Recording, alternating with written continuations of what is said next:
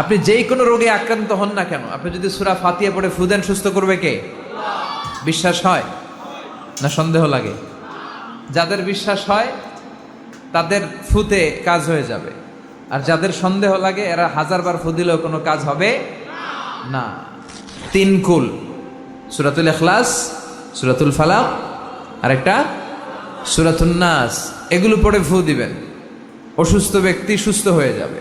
তাহলে অসুস্থ হলে কোন সূরা পড়ে ফু দিবেন? কথা বলেন।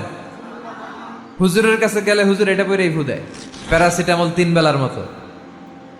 সব রোগের জন্য কোন সূরা? চিল্লায় বলতে হবে কোন সূরা? ফাতিহা।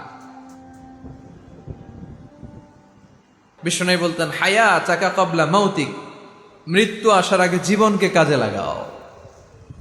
এই জীবন আল্লাহর দেয়া সবচেয়ে দামি উপহার আমাদের জন্য, এটাকে যেন আমরা কাজে লাগাই। এরপর বিষ্ণু ইসলাম বললেন সিহহাতাকা ক্বাবলা মারাদিক ক্বাবলা সাকমিক, তোমার অসুস্থতা আসার আগে তুমি তোমার সুস্থ সময়টাকে ইসলামের পক্ষে কাজে লাগাও।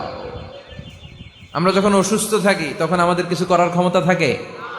এই যে এখন আমরা সুস্থ যে রইলাম, আমাদেরকে সুস্থ রাখলো কে? এই সুস্থতার মর্যাদা যেন আমরা বুঝি।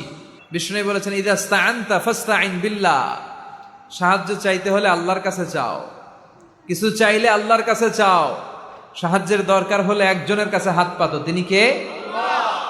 অনেকে কি দিয়ে ঝাড়ফুঁক করবে খুঁজে পায় না, আছে না নাই? আপনি সূরাতুল ফাতিহা পড়ে ঝাড়ফুঁক করবেন।